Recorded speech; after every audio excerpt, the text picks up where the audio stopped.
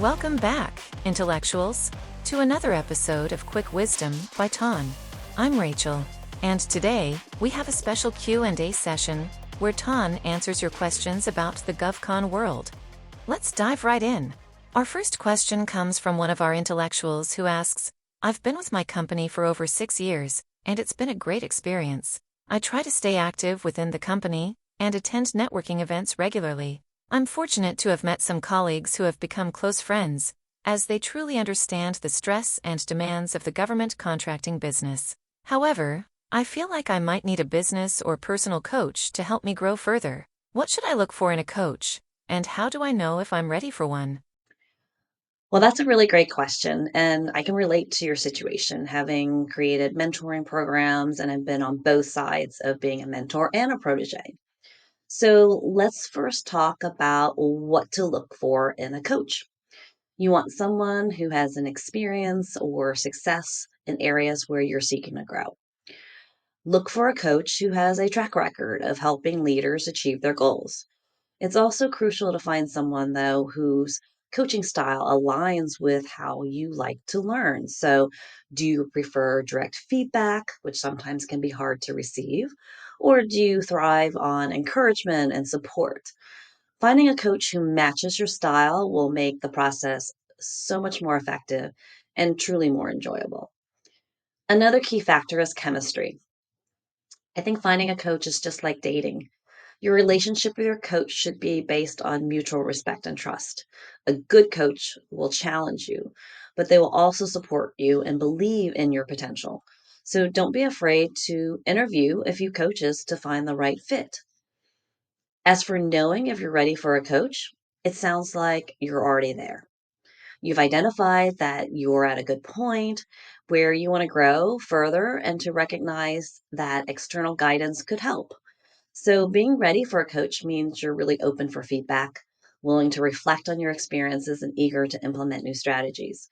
And if you're feeling a bit stuck or you've plateaued, that's a strong indicator that a coach could maybe help break through to the next level. Maybe you're the one holding yourself back. Maybe there's something that you're not seeing or that you don't want to acknowledge. And a coach will definitely help you kind of identify that. Having a personal or a business coach can also provide you with the tools and perspective you need to overcome some of these challenges and to seize these opportunities. It's a definitely a proactive step towards continuous improvement and can help to ensure your long-term success. So trust your instincts, um, do your research, and choose a coach who will help you unlock your full potential. Next up, we have a question about establishing a board of directors, or your circle of trust. The intellectual asks, I represent a small woman-owned business, and we have a CEO, COO, and CFO. We prefer to keep our services and industry anonymous. Our company holds subcontracts with several major small and large prime contractors, and we also have a few small prime contracts at the federal and state levels. I believe we've reached a point where developing our own board of advisors could be beneficial. Where should we start, and how do we know when it's the right time? Oh, I love this one. Establishing a board of directors is a really smart move, especially when you're ready to take your business to the next level. The right time to form a board is when you feel that your current leadership team could really benefit from additional perspectives and expertise to navigate new challenges and opportunities. Just like a personal coach or a mentor can help you personally, whether it's personal or professional, a board of directors or an advisory board can do the same for your company. So to start, identify the areas where you think you might need the most guidance. So, do you need help with strategic planning, financial management, industry specific insights, or growth strategies? It could be a whole slew of different things. So, once you know what you need, then you can look for advisors who have the experience and expertise in those areas. Your board should include a mix of individuals with diverse backgrounds and skills. Consider industry experts, successful entrepreneurs, maybe people who have already arrived and achieved, their goals as an executive or as a CEO. Financial experts. Maybe you need some financial advice or ways to come up with better pricing models, whatever it might be. And even retired executives who have a wealth of experience. It's essential to find people who are not only knowledgeable, but are also willing to invest their time and energy into your business. Some people don't like to share, you know, how the sausage is made or how they've come to where they have arrived. But many do, though. I find that those who have been successful are very much looking forward to being able to kind of pass that on and share that with other people so that they can also be successful in their careers and their business. So look for advisors who really complement your leadership team skills and can challenge your thinking constructively. You want a group that will provide you really honest feedback and help you see things from different angles. um, your networking events, industry associations, your professional connections are all really great places to start for your search. So you could even reach out to me if you'd like. I can refer you to several friends and colleagues who I know who have experience in creating and chairing these board of directors. I myself have served on as a advisory board member for a small business, and we all have experience on previous boards.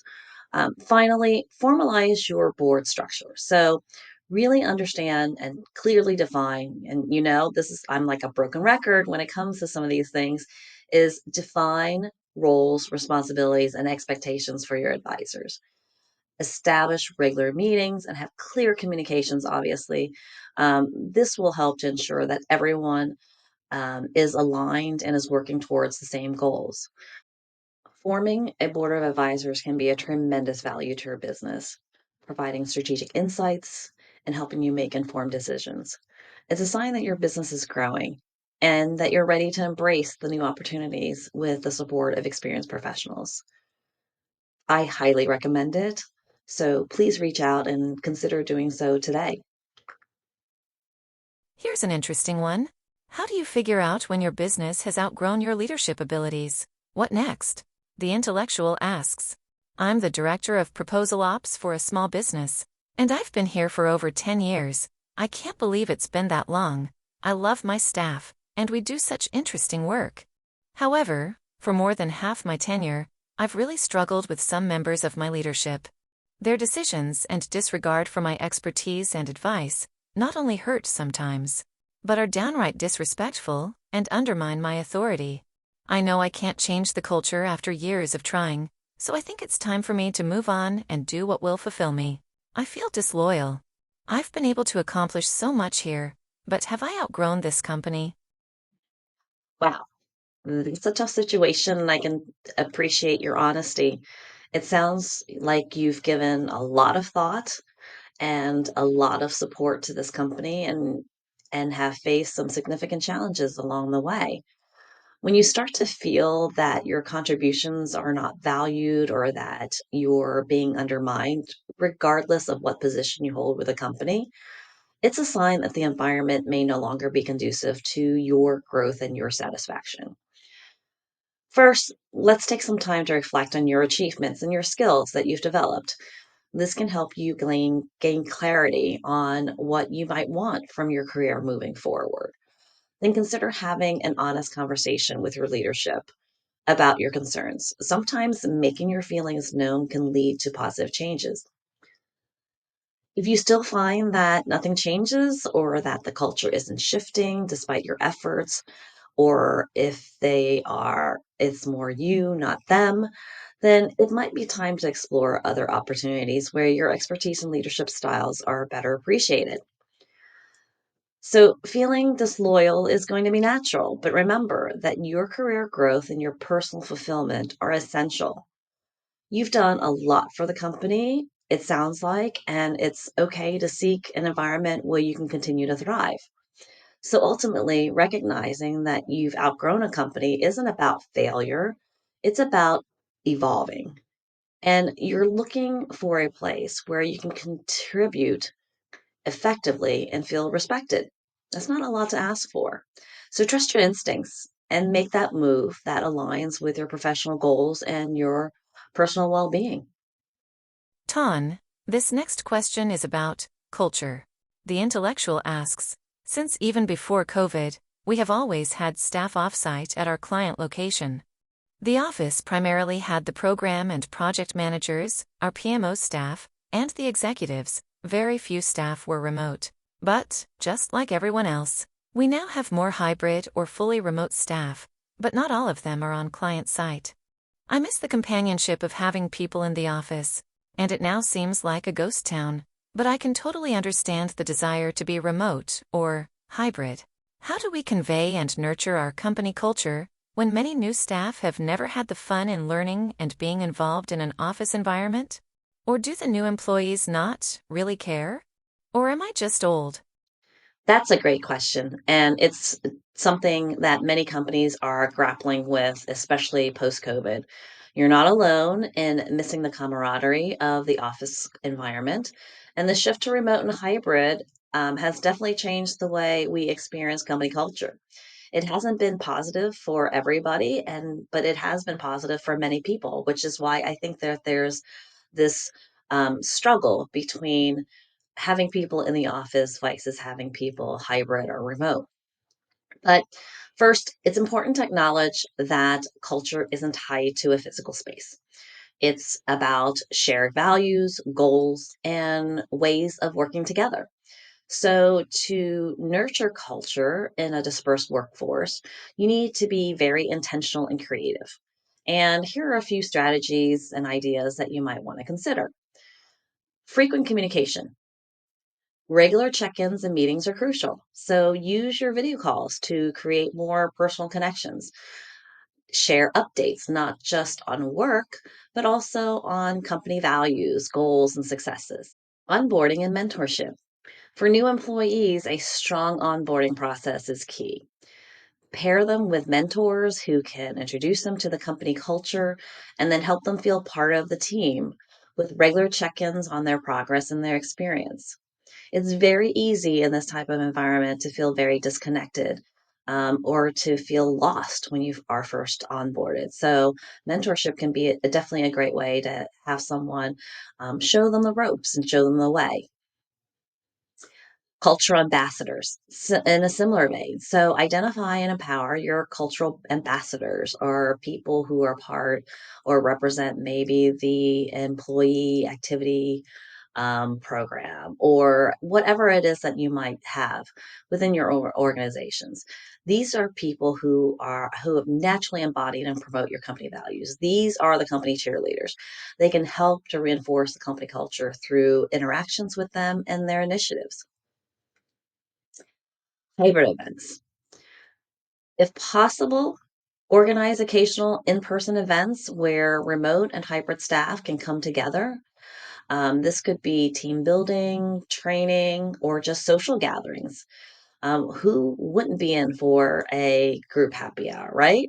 These events can kind of help strengthen your bonds and to kind of reinforce your company culture. So, do things that really kind of make you connected.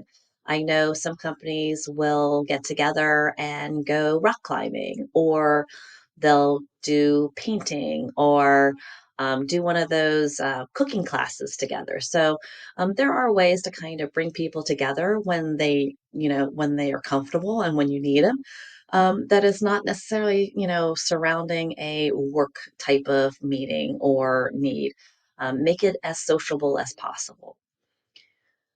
Recognition and celebration. Regularly recognize and celebrate achievements, both big and small. I know a lot of times it's the big ones that we only hear about, but it's really important to highlight the small ones too.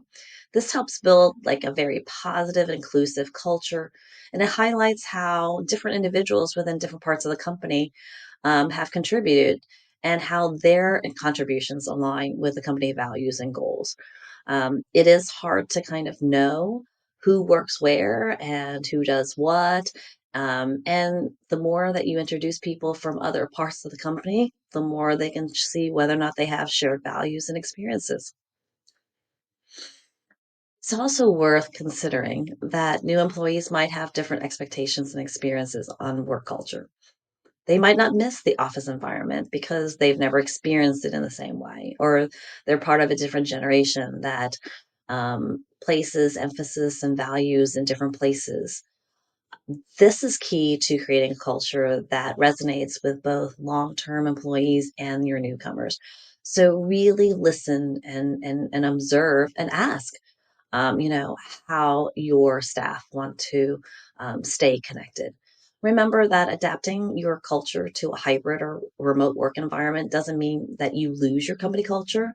It's just about evolving and finding new ways to connect and stay engaged with your team. So embrace the change and see it as an opportunity to redefining and strengthening your company culture for the future. I think you might surprise yourself. Now, this one's a bit controversial. And it's short to the point. Do templates work, or do they make us stupid and codependent? It really depends. And it's questions like this where being a member of APMP or PMI or NCMA is so beneficial. There, you can get other industry experts and opinions and test cases on the topic. And at the end of the day, templates are like training wheels. They're incredibly useful, but they shouldn't become a crutch, which a lot of times they do. They can help streamline your process, ensure consistency, which is great for efficiency, especially in a very fast paced task order type of environment like ours. However, it's crucial to know when to adapt and to innovate beyond them. So, templates are your starting point, not your finish line.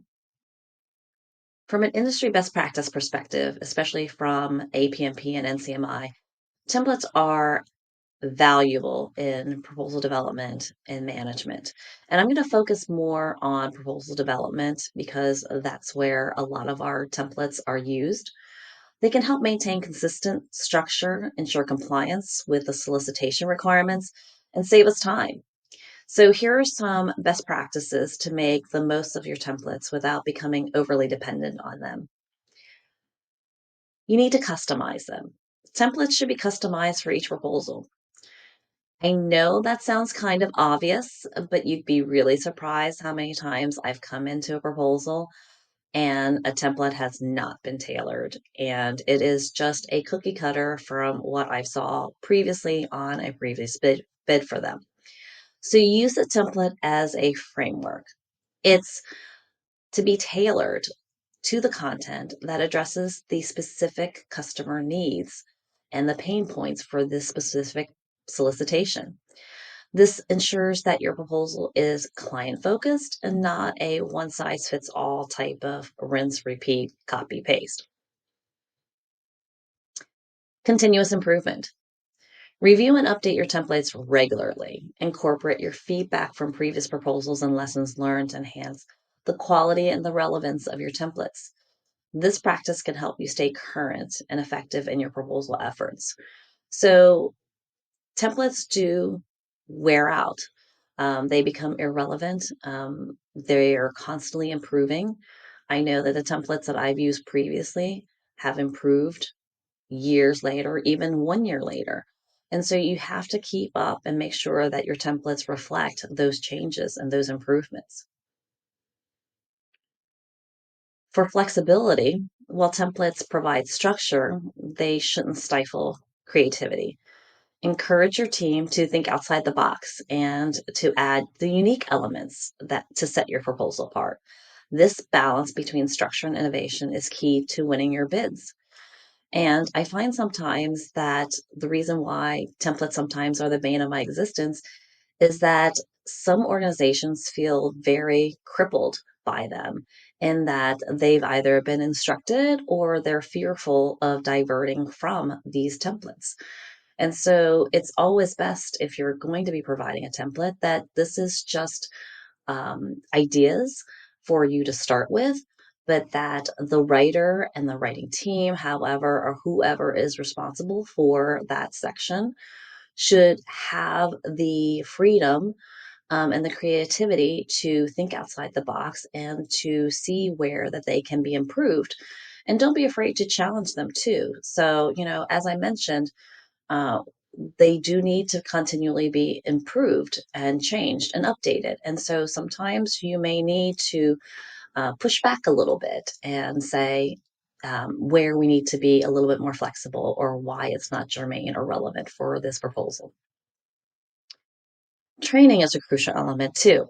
So, you need to really ensure that your team is well trained in using these templates effectively. This includes understanding when to follow the template strictly and when to adapt or to change and tailor to the proposal's needs. Proper training can kind of help prevent this over reliance on templates and to foster a more strategic approach to proposal development. And so I find that this happens a lot in color team reviews, and I do have an episode on Tons Two Cents on color teams and how training is so important and the proper use of templates and knowing when to not use a specific template or break it is really kind of important. Only someone who has experience and is able to train their reviewers or train their writers into understanding why and how to properly use a template will it be as effective as it can be. So integrating it with tools. So leveraging proposal management tools and integrating the templates seamlessly is really important. Tools like proposal automation softwares can kind of enhance the efficiencies for using these templates while allowing for easy customization and collaboration among team members. But really, templates are a powerful tool in themselves when used correctly, and they can help maintain consistency and save time. But they should be viewed as a foundation rather than a limitation. So think wisely when you're deciding whether or not you should be using this template, or if maybe you need to create one or get rid of it all entirely. So I challenge you to go through your library and to decide which of those options are best for your organization at this time. Ton, we have another short question. This one concerns digital presence. Are you oversharing on your website and social media pages? Ah, the digital age dilemma. Oversharing can be risky, and it's easy to fall into the trap of oversharing. While transparency is important, it's kind of crucial to understand and strike a balance. You want to share enough to build trust and engage and to build street cred with your audience, but not so much that you compromise your privacy or your security or maybe break a contract clause that you should not have done based on your contract. So, again, in government contracting, it's all within those little clauses, right? So, here are a few guidelines to kind of consider. Is it purposeful content? So, ensure that everything you share has a purpose. Okay, not everything you share is going to be a meme or whatever, but whether it's to inform, engage, or promote, your content should have value to your audience. Avoid posting just for the sake of it. I think establishing the rule of three is really important. So, one third should be informative, a second should be about thought leadership, and a third should be more of a social or a lighter type of topic. And so, if you strike that balance, it'll make sure that you're not just posting content that is too heavily focused in one area versus the other. And then it gives your audience some variety in what they're reading or receiving from your company at any one time. So I have another podcast on my website where I talk to Chris Brinker of Ocean 5, and we talk about content and the type of content. So I highly recommend that you go back and read and listen to that one for more guidance on the purpose and the intent and being deliberate about your content. So, sensitive information. I think you need to really always be cautious about sharing sensitive information and what constitutes as sensitive information.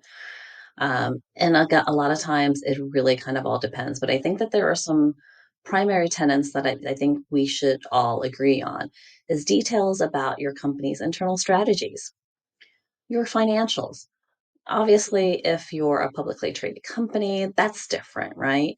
You have stakeholders you have that you're responsible for, and so on and so forth. But many in GovCon are private, small companies. So sharing highly sensitive financial information or employees' personal information should be kept private, obviously, right? So you're not going to want to publish information about your employees that they haven't consented to, or they don't know that you're publishing. I know one time my information was shared and or I appeared in a press release for someone and I was never asked. I was never told. It was surprise to me as I'm getting this information forwarded to me and like, hey, Ton, did you really say this? Or did you realize? I was like, nope, had no idea. So obviously, sensitive information could be that. Other sensitive information could be your contract awards that are highly sensitive that you were not supposed to publish at that moment. There's usually a time frame where you're not allowed to post about an award. So be really mindful and get the approval for your government customer that it is okay for you to make this award. Um, Obviously, they're going to want to go first. But at the same time, too, there are some contracts that you are not able to publish or make notice on. So really understand what you should say and when, and if you can say that information. Professional boundaries. I think it's really important to maintain a clear line between professional and personal content. While sharing some personal content or behind the scenes type of information can help to humanize you, your company, just make sure that it aligns with your professional image and messaging. I know that we all take a very different stance on how much of our personal lives we want to share in a professional environment. And I'm talking to you, LinkedIn people, is that I personally think that LinkedIn has become very much like Facebook. Um, I do share personal things.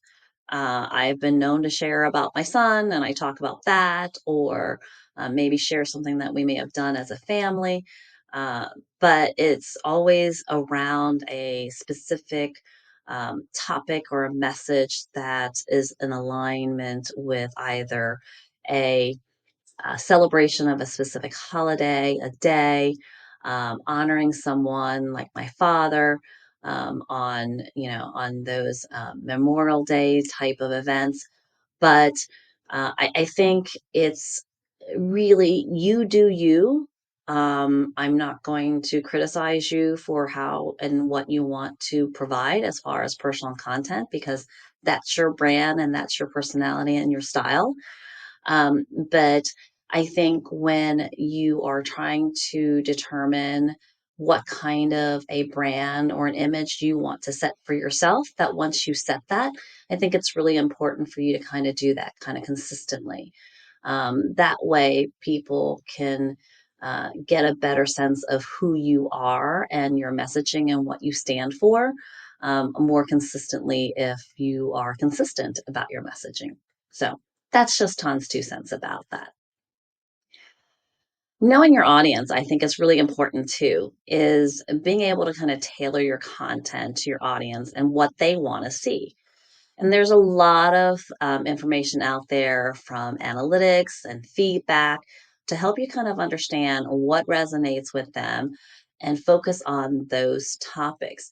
I know that I'm not the only person who struggles with this sometimes, um, but as something that I've learned from heroic public speaking from Amy and Mike Port is that they have a process called the Foundational Five. And I think it's a very important process. So I highly recommend that you go out and you search heroic public speaking and learn a little bit more about that or get Mike his book on the referable speaker. The interesting thing that I learned about that I use in everything that I do now is when I look at what kind of content or what problem I'm trying to solve, I will pay a lot of attention and focus on who's the audience. Who will this resonate with? Who does this pertain to?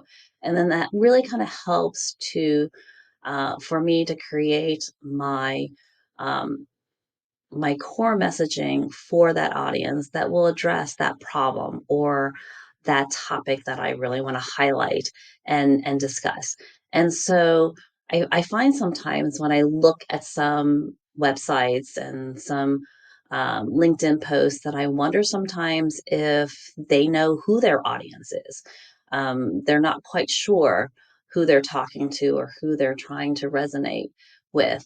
And so I think it's really important for you to take some time and be very deliberate in making sure that you identify who your audience is because it's going to help um, focus your messaging a lot more in your content. Uh, and then this also is, the last point that I want to make about the subject is that I think it's really important to have regular reviews of your digital content and your presence. What have you shared in the past? Is it still relevant? Does it align with your current goals and values?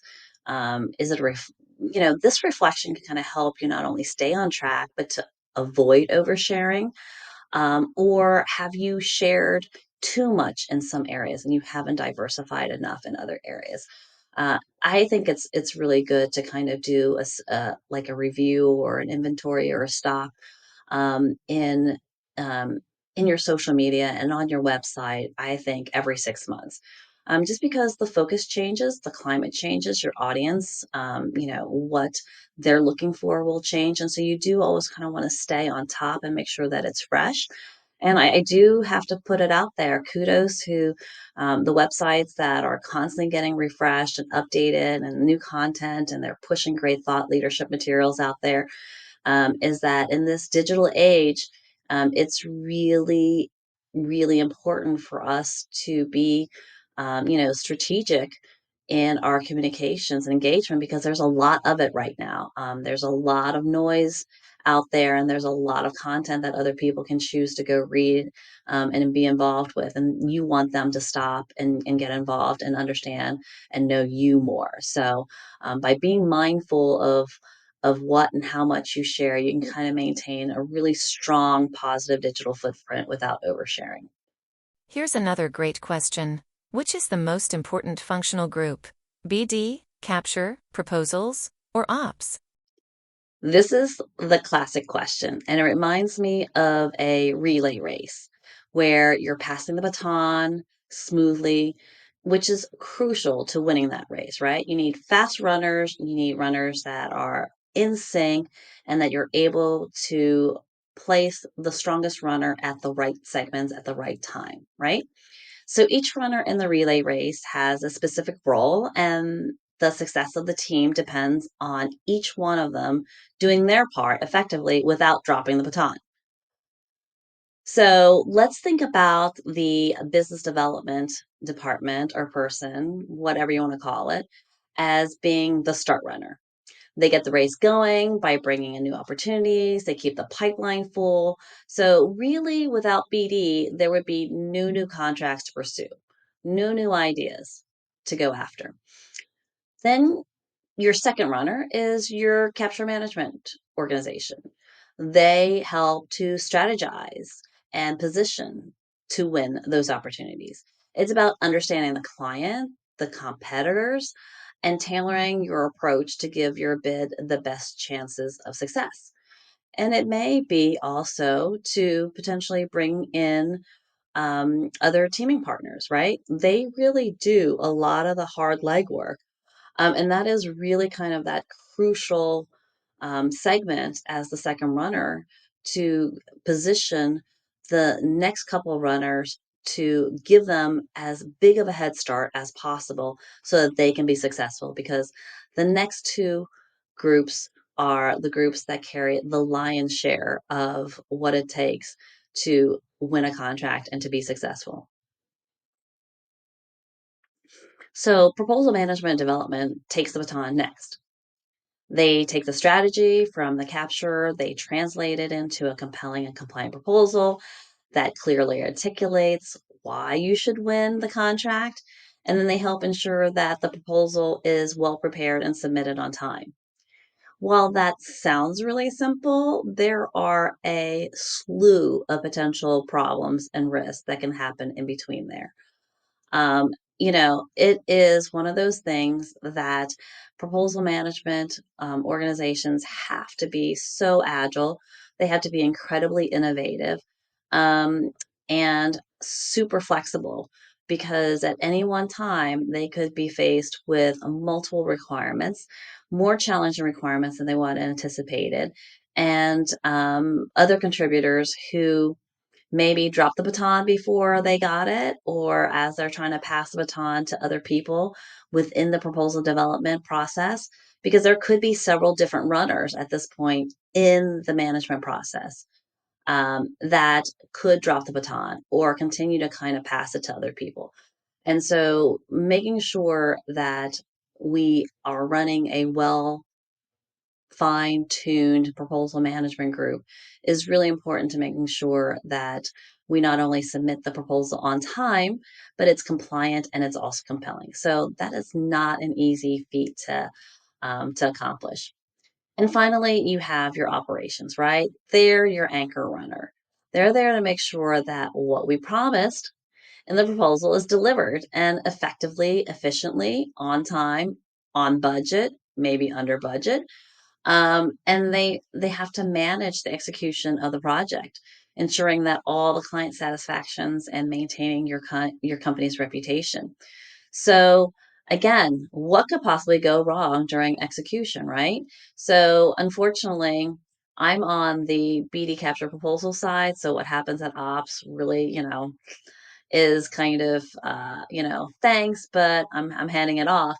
It is really important that, when you're in an organization, that the capture manager continues to kind of mine it, and the BD person who's mining the relationships continues to kind of be involved with operations to make sure that that you are meeting the requirements, so that you do get positive customer feedback and you get the positive CPARs. So just like in a relay race, each group relies on the smooth handoff and the smooth contributions and coordinations with the previous organizations. And if anyone drops the baton, the whole effort could just fail. So, the most important group, I think, often depends on the stage of the business cycle that you're in or the stage of that contract. But overall, a really well coordinated effort across all of the functional areas is what leads to sustained success. So each function is vital and their success is intertwined to ensure that the entire team crosses the line together. Finally, we have a question about RFPs. Which sections in the RFP are the most important? Excellent question. And in my experience and in my personal opinion, the most important section is section L. I am a section L purist because that contains the instructions. I was actually in a training class at Shipley one time, and we were given an example where we were told to act as if we were the government review board, and that here were the instructions, and here were the eval factors, and here was section C, and here was the example proposal, and we needed to score it. And I would say, like 2 minutes into reading the proposal, I put my pen down and I looked at my team members, and they were still, because this was a group activity, and they were still reading this proposal and making notes and making notes and making notes. And then I think one person looked up and was like, Tom, what are you doing? He goes, why aren't you reading this? And I said, I was going to wait until someone looked up because the proposal is not compliant. I believe there was something in the font or something was like, was non-compliant. And they're like, oh my God, it really is. I was like, we can't evaluate this, which totally defeated the whole purpose of the breakout session, which was to kind of hone our skills into evaluating the proposal so that we can kind of report back what was, why we score the proposal the way we did. So the instructor finally came over and said, "What's going on here, guys?" And we're like, "Well, it's kind of non-compliant, so we really shouldn't evaluate this any further. We're going to have to kick this out." And I pointed it out, and it was like, "Oh, yeah, it is. That's my mistake." And so the instructor actually had to say, "You know what? Disregard the fact that it's non-compliant according to the instructions. You need to review the rest of it and move on." So, but in any case, I think I made my point that Section L trumps everything. So it tells you what the customer is looking for, how they want it presented. And if you don't follow the instructions to the letter, your proposal could be disqualified, regardless of how strong it is and what incredible cases you made or how beautiful, your graphics are and things like that. And um, a lot of people struggle with abiding by Section L because, and I find that it's usually the technical writers that struggle with it because Section L highlights a lot of times things that are not in logical order to a writer or to a technical expert. And so it defies logic.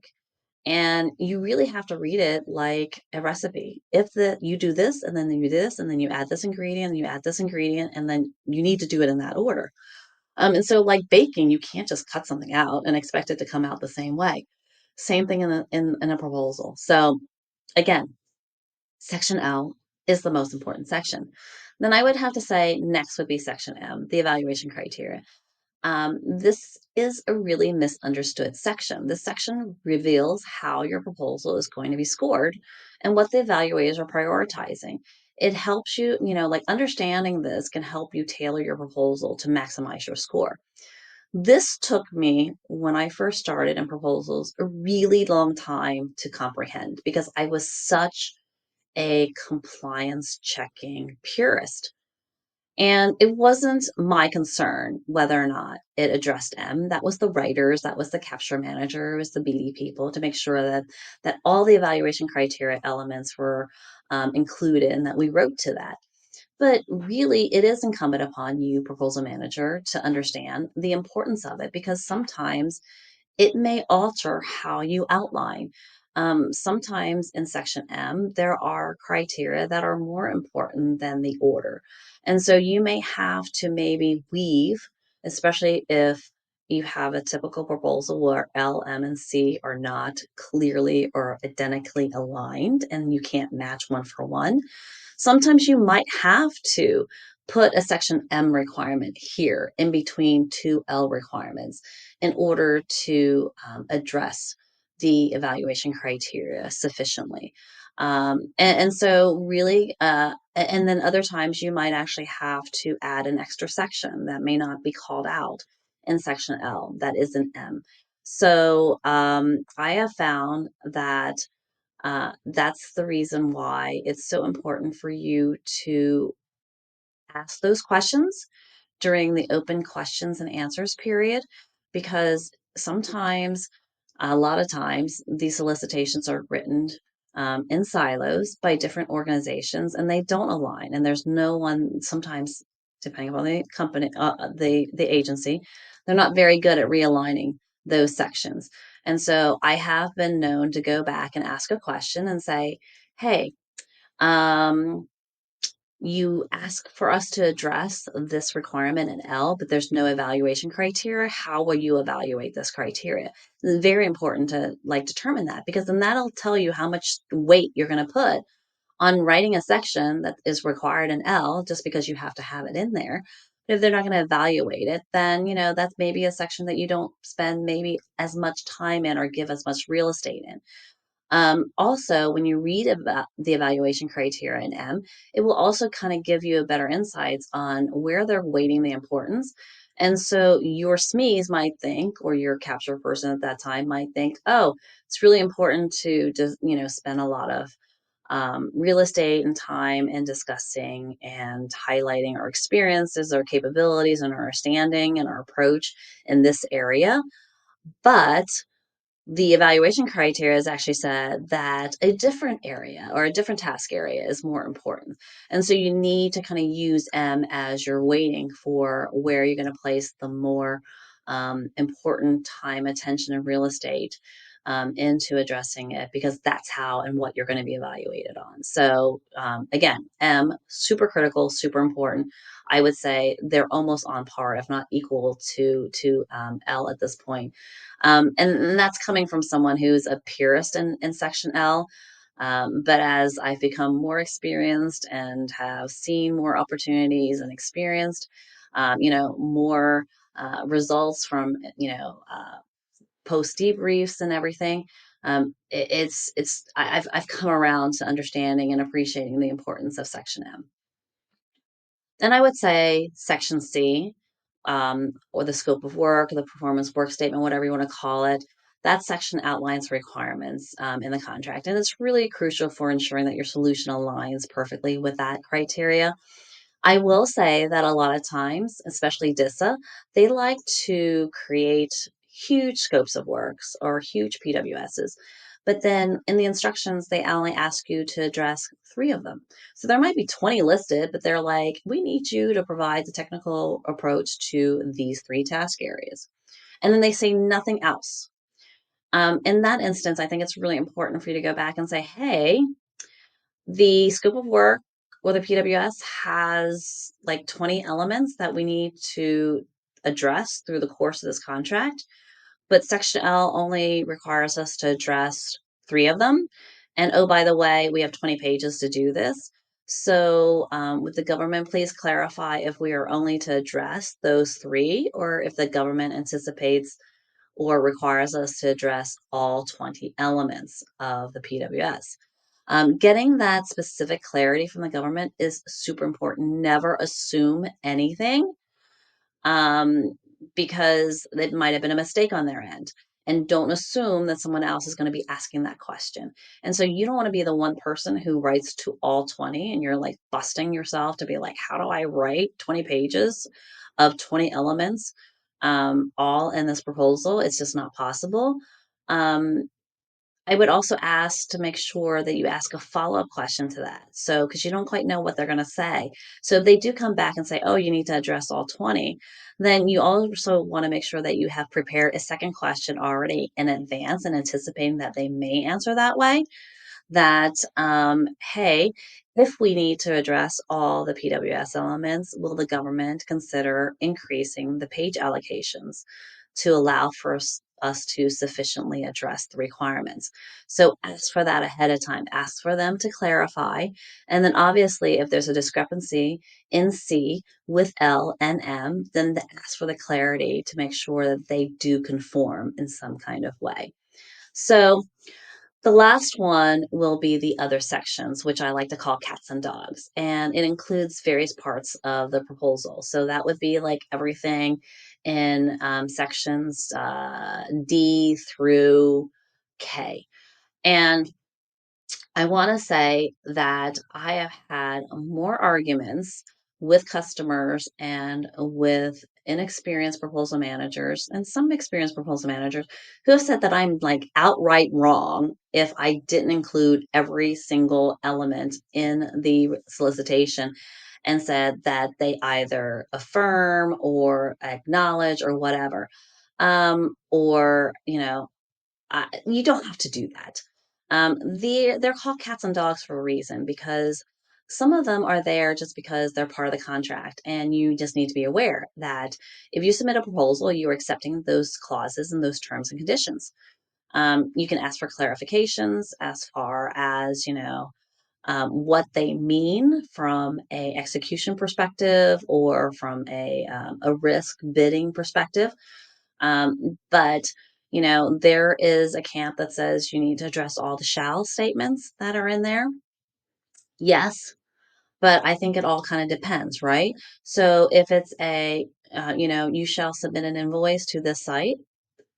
Well, do you need to address that in your proposal? Because um, it says that you shall submit it here, but it's not like you have any other options. So sometimes the government uses the word shall, will, must in the wrong context. So I don't go with that old adage that you need to address every shall statement because not every shall statement really warrants a section or a mention in my proposal. But there are other things that might, and so you really kind of need to make those on a case by case basis. And so those are what I call my cats and dogs. And so if they're not called out specifically in the instructions, I'll dump them all the way at the end of the sections. They'll be within the page count, obviously, so assume that.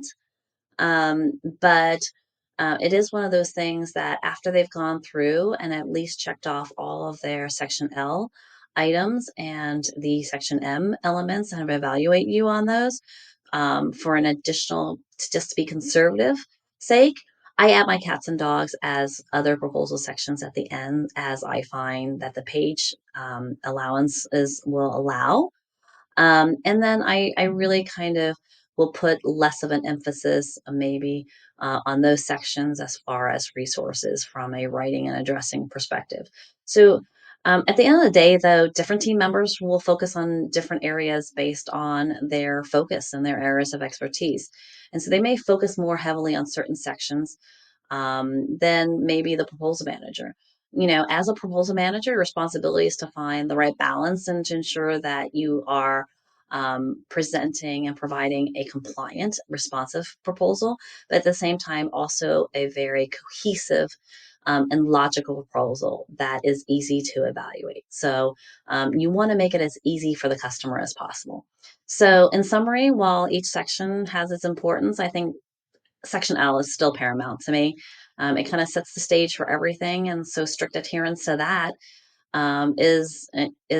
will guide you to either success or failure. Thanks. That was enlightening as always. Any final thoughts? So I want to thank all of our intellectuals here for staying with us and listening to another quick wisdom by Ton. And this segment of Ask Ton Anything has been so enjoyable. I think it's so much fun to kind of see all these diverse questions and comments, concerns that you all have, and being so incredibly honest and transparent with me and truthful is so refreshing that you're brave enough to kind of ask these very vulnerable type of questions. So remember, intellectuals, stay curious, stay bold, and don't be afraid to break a few rules along the way. So until next time, keep pushing the boundaries of possibilities.